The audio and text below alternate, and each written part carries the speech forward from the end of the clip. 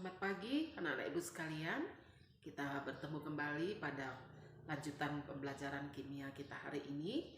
Dan kita tetap memanjatkan puji dan syukur kepada Tuhan. Serta tidak lupa kita memohon pimpinan daripada Tuhan supaya kita bisa mengikuti pembelajaran ini dengan baik. Baik anak-anak ibu, pada pertemuan sebelumnya kita sudah belajar tentang apa itu redoks, yaitu reduksi dan oksidasi. Nah, kemudian kita juga sudah belajar tentang ada 3 prinsip yang menyatakan redoks atau reduksi oksidasi, yaitu berdasarkan pengikatan pelepasan oksigen, berdasarkan pengikatan pelepasan elektron, dan yang ketiga kita pelajari berdasarkan peningkatan dan penurunan bilangan oksidasi.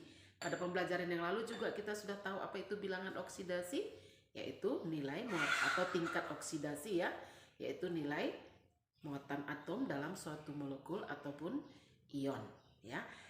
Nah, sebelum kita melanjutkan ke pembelajaran kita lanjutan tentang aplikasi redoks dalam kehidupan sehari-hari, kita akan membahas beberapa soal dulu ya, untuk mengingatkan apa yang sudah kita pelajari pada pertemuan sebelumnya. Baik, Ibu ambil dalam contoh yang ada di buku paket kita ya, halaman 218.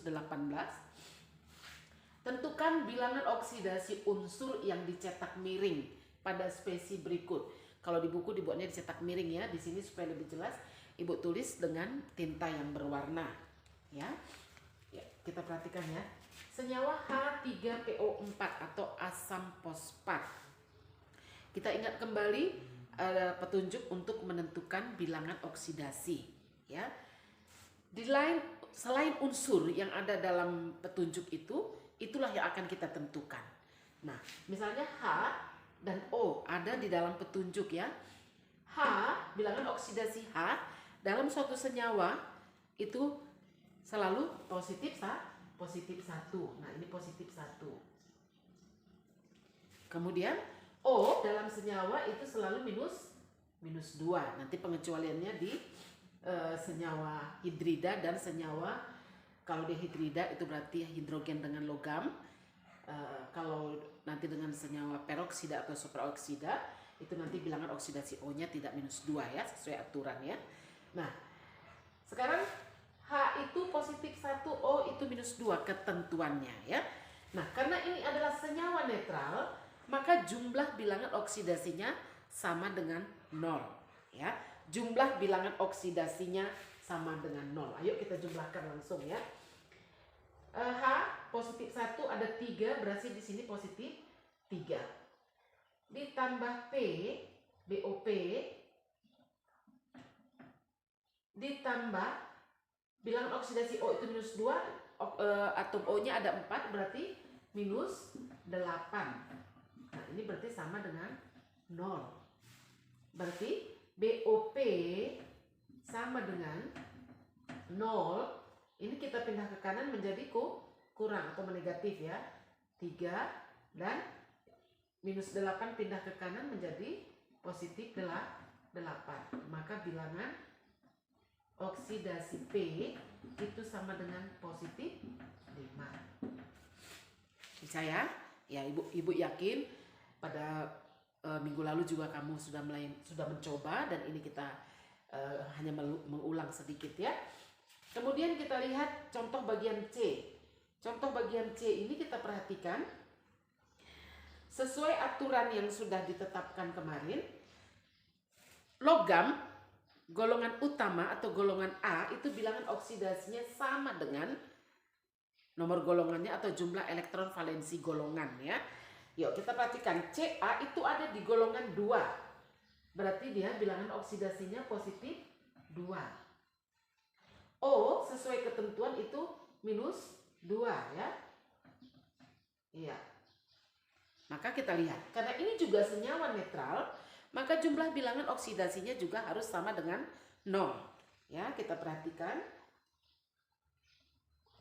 Bilangan oksidasi Ca itu jumlahnya 1, berarti positif 2, ditambah Cl itu 2 kali ya, ada dalam tanda kurung, berarti Cl-nya 2 kali, berarti 2 kali BO Cl.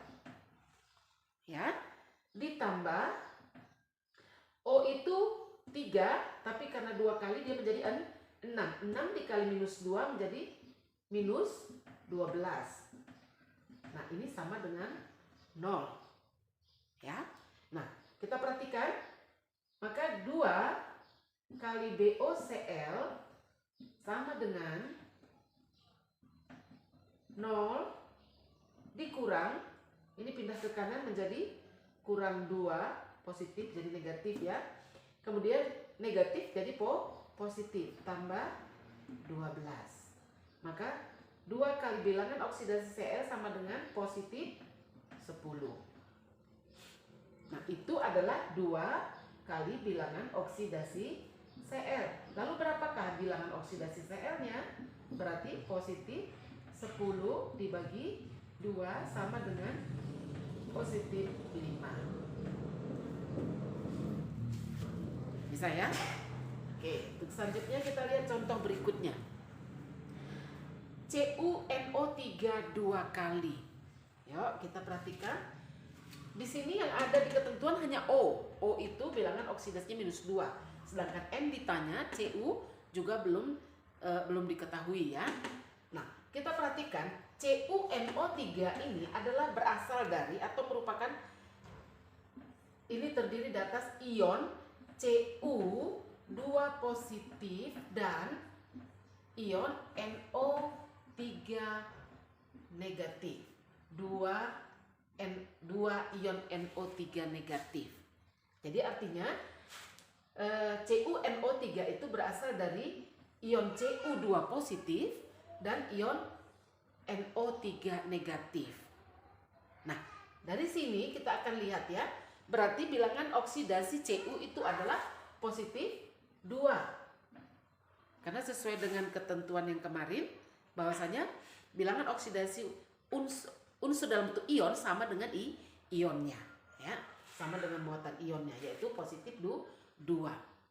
Nah, kemudian untuk O itu minus 2. Kita perhatikan ya, berarti sekarang Cu positif 2 ditambah 2 kali bilangan oksidasi N. Tahu ya nak dari mana 2? NO3 2 kali, berarti N-nya juga 2. Ditambah 6 bilangan oksidasi unsur O, yaitu berarti minus 2 dikali 6, yaitu jadi minus 12. Jumlahnya sama dengan 0. Jadi 2 kali bilangan oksidasi N itu sama dengan 0. Ini ke kanan menjadi negatif, ke kanan menjadi iya. Maka bilangan oksidasi 2 kali bilangan oksidasi N itu sama dengan positif 10, dan bilangan oksidasi N-nya berarti sama dengan positif 5 atau positif 10 dibagi 2 ya. Oke, yang terakhir ini dalam bentuk ion. Kita ingat lagi ya aturan yang kemarin. Senyawa ion, bila jumlah bilangan oksidasi senyawa ion itu jumlahnya sama dengan jumlah bilangan oksidasinya sama dengan muatannya. Jadi kita perhatikan O ada 2 kali bilangan oksidasi, maaf, S ada 2 ya. 2 kali bilangan oksidasi S ditambah 7 kali bilangan oksidasi O minus 2 berarti ditambah minus 2 dikali 7 berarti minus 14 sama dengan berapa? Iya, sama dengan minus 2 muatannya. Jadi beda ya dengan senyawa netral. Sekarang kita lanjut. 2 kali bilangan oksidasi S itu sama dengan minus 2. Ini pindah ke kanan menjadi positif 14 sama dengan positif 12. Berarti bilangan oksidasi S sama dengan positif 12 dibagi 2 sama dengan positif 6. Ya, begitu dia ya. Oke, supaya Ini hanya untuk supaya mengingatkan dan lebih memahirkan kalian. Baik, kita akan lanjutkan dengan soal berikutnya. Nanti kalian buka di buku paket kita ya, halaman 219, nomor 14. Di sini soalnya Ibu tambahkan sedikit ya, sekaligus ya. Tentukanlah reaksi berikut tergolong redoks. Ya, kalau redoks dia berarti harus ada reduksi dan oksidasi. Tentukanlah reaksi berikut tergolong redoks atau bukan. Jika ya, tentukan mana zat reduktornya dan zat mana yang merupakan oksidatornya. Kita lihat contohnya ya. K2Cr2O7 direaksikan dengan H2SO4 atau asam sulfat membentuk kalium sulfat dan kalium dikromat dan air. Ya, perhatikan. Nanti kalian lihat juga di halaman 219 itu ada petunjuk bagaimana cara cepat untuk menentukan reaksi itu merupakan redoks atau bukan, dengan melihat mana yang harus kita lihat perubahan bilangan oksidasinya. Misalnya ya, seperti ini. Tidak ada perubahan ya, harus SO4, SO4. Ini pasti tidak ada perubahan bilangan oksidasi. Ya. Nah, kalau di sini ini ada berubah dia ya, jumlah ya. Dengan di sini berarti kita harus tentukan bilangan oksidasi. Sedangkan H dan O dalam H2O itu nggak perlu kita cek lagi karena sudah pasti H itu positif 1, O itu minus 2. Ya, kita coba dulu ya. Kita langsung menentukan hasil akhir bilangan oksidasinya saja ya, Nakku, lihat dalam melalui perhitungan yang tadi ya. K dia ada di golongan 1, berarti dia positif 1. O sesuai ketentuan minus 2. Berapakah bilangan oksidasi Cr? Ayo kita hitung, disele-sele dengan cara seperti tadi ya. Positif 1 kali 2 menjadi positif 2, minus 2 kali 4, minus 8. Berapakah Cr? Berarti Cr-nya adalah positif 3. Ya, karena ini menjadi positif 6 sama dengan 0 ya. Ini jumlahnya menjadi sama dengan 0. Cr-nya positif 3. Sedangkan ini positif 1 minus 2. Nah, ini berarti positif 6. Kita buat cara cepatnya, Nakku. Positif 1 minus 2 positif 6. Nah, ini positif 1 minus 2 berarti Cr-nya berapa? Iya, positif 6. Kemudian ini positif 1 minus 2. Kita lihat mana yang berubah ya. Dari positif 3 ke positif 6. Bilangan oksidasinya naik. Kalau dia naik berarti oksidasi. Selain itu tidak ada bilangan oksidasi yang berubah.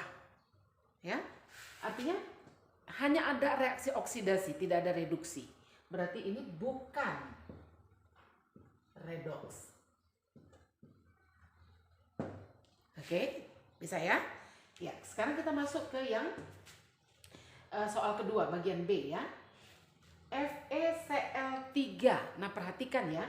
Kalau Cl itu terdiri dari 2 unsur, Cl dalam senyawa hanya merupakan 2 unsur, maka Cl itu bilangan oksidasinya adalah minus 1. Berbeda kalau misalnya dia ada di KClO3. Jadi merupakan 3 unsur ya. Berarti dia tidak minus 1.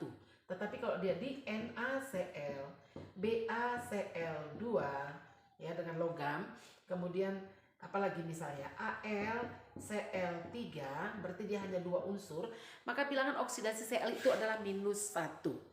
Itu harus diingat ya, Nakku ya. Jadi kalau Cl-nya minus 1, berarti Fe-nya harus berapa supaya dia 0? Positif 3. Bisa ya? Minus 1 kali 3 tambah Fe, tambah bilangan oksidasi Fe, itu harus sama dengan 0. Oke, H2S. Ini positif 1. S-nya maka dia S-nya menjadi minus 2. Iya kan?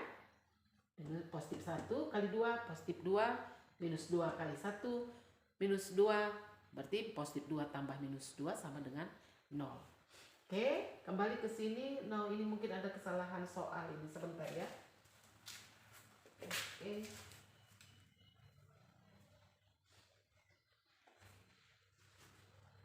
Ini ke FeCl2, maaf ya nak ya.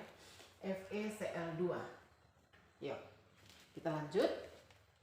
Berarti di sini minus 1, berarti Fe-nya positif 2.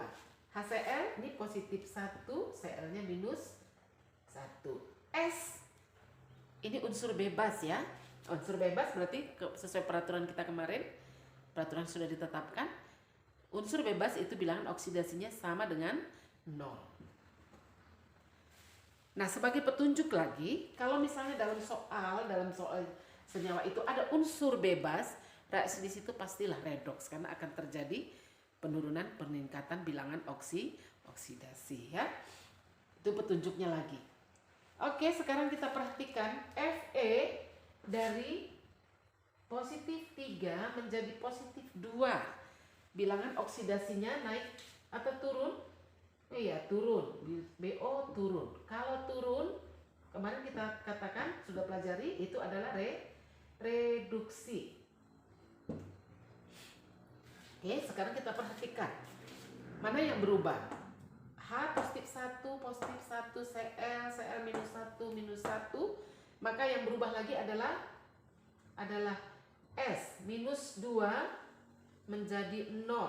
Dari minus 2 menjadi 0 itu naik. BO-nya naik.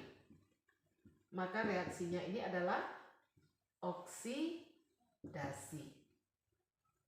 Berarti ini reaksi redoks. Reaksinya reaksi redoks. Ada reduksi dan ada oksidasi. Nah, pertanyaannya tadi, jika dia redoks, tentukan mana zat reduktornya. Kita lihat dulu. Zat yang mengalami oksidasi yaitu H2S ya. H2S. Jadi H2S mengalami oksidasi, H2S mengalami oksidasi menjadi S. Gitu dia keterangannya. Oke. Zat yang mengalami reduksi apa? FeCl3 menjadi FeCl3 menjadi FeCl2, berarti FeCl3. Kemarin sudah kita katakan zat yang mengalami reduksi itu disebut oksidator. Sebaliknya zat yang mengalami oksidasi itu disebut reduktor. Berarti reduktornya adalah H2S. Dan oksidatornya adalah FeCl3. Reduktor. Bisa ya? Nah, kalau nanti ada pertanyaan, manakah zat hasil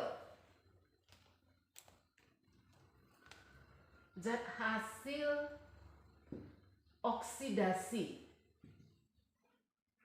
Zat hasil oksidasi adalah H2S mengalami oksidasi menjadi S. Dan zat hasil reduksi, mana yang mengalami reduksi? FeCl3 mengalami reduksi menjadi FeCl2. FeCl2. Bisa ya dipahami ya? Oke, satu lagi yang mau Ibu jelaskan. Nah, sekarang kita coba lanjutkan lagi dengan soal berikut ya. Na di golongan 1 berarti positif 1. O ketentuan minus 2.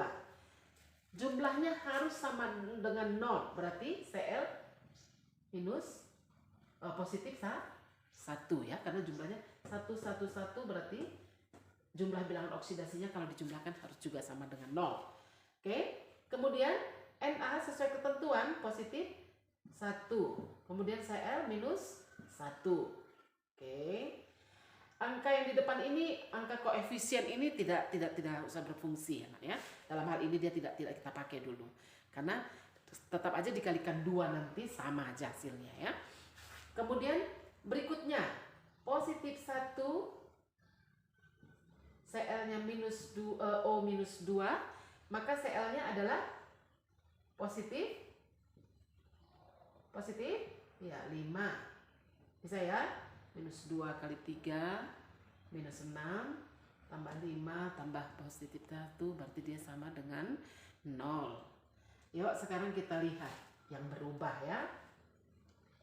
Cl dari positif 1 menjadi minus 1. Bilangan oksidasi turun. Bilangan oksidasi turun berarti ini sama dengan reduksi. Kemudian apa lagi? Ada lagi Cl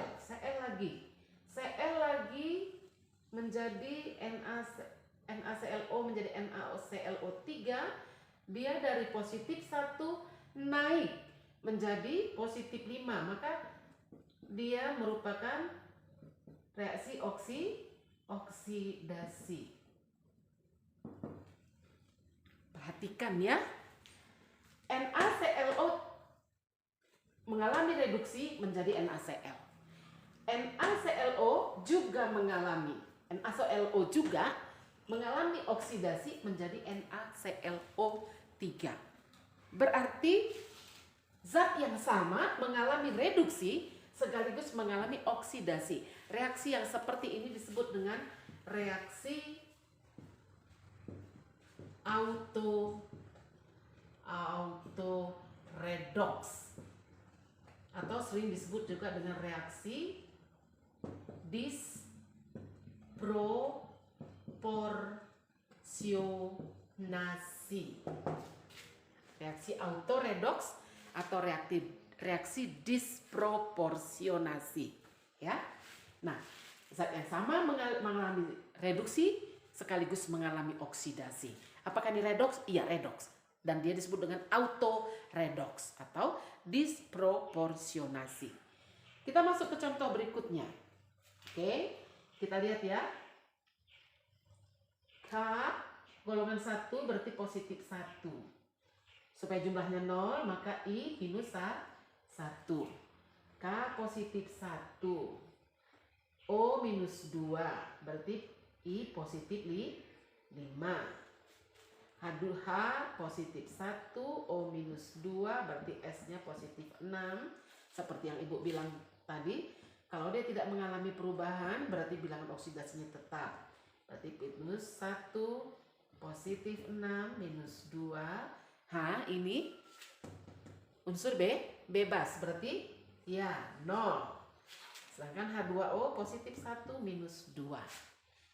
Oke, sekarang kita perhatikan manakah yang berubah. Ya, I ya, I dari minus 1 menjadi 0. Naik ya, bilangan oksidasinya naik, berarti reaksinya adalah reaksi oksidasi. Sekarang mana lagi yang berubah?